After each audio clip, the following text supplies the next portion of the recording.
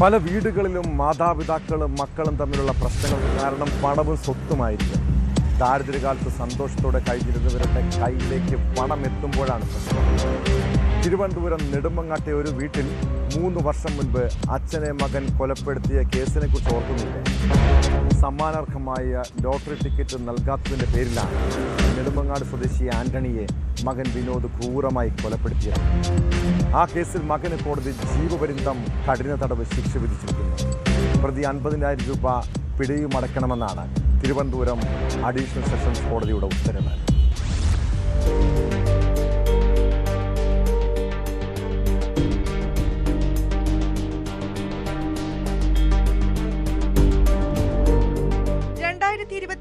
July 19 രാത്രി 7-നാണ് നാടിനെ നടുക്കിയ കൊലപാതകം നടന്നത്. തലയിലേറ്റ ആന്തരിക മുറിവിനെ തുടർന്ന് 24 ദിവസം ആശുപത്രിയിൽ ചികിത്സയിൽ കഴിഞ്ഞ ശേഷമാണ് 80-കാരനായ ആന്റണി മരിച്ചത്. ലോട്ടറി ടിക്കറ്റുകളിൽ സമ്മാനാർഹമായ ടിക്കറ്റ് നൽകണമെന്ന് വിനോദ് അച്ഛനോട് നിരന്തരം ആവശ്യപ്പെട്ടിരുന്നു. എന്നാൽ ഇവ കൈമാറാൻ ആന്റണി തയ്യാറായില്ല. ഇതിലുള്ള പ്രകോപനത്താൽ അച്ഛന്റെ തലയ്ക്ക് ഗുരുതരമായി പരിക്കേൽപ്പിക്കുകയായിരുന്നു.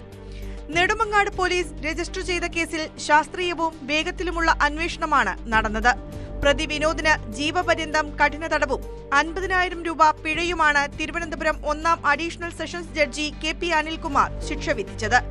പിഴത്തുക അടച്ചില്ലെങ്കിൽ പ്രതി അധിക തടവ് അനുഭവിക്കേണ്ടി വരും.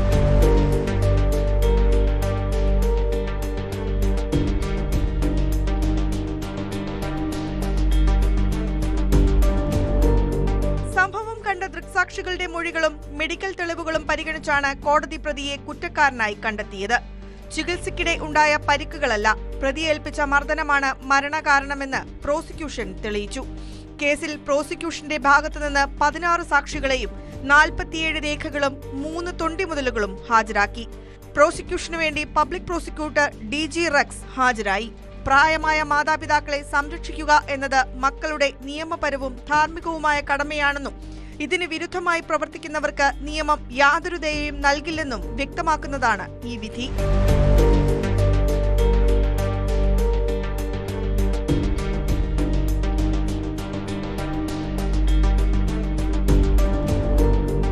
ന്യൂസ് 18 തിരുവനന്തപുരം.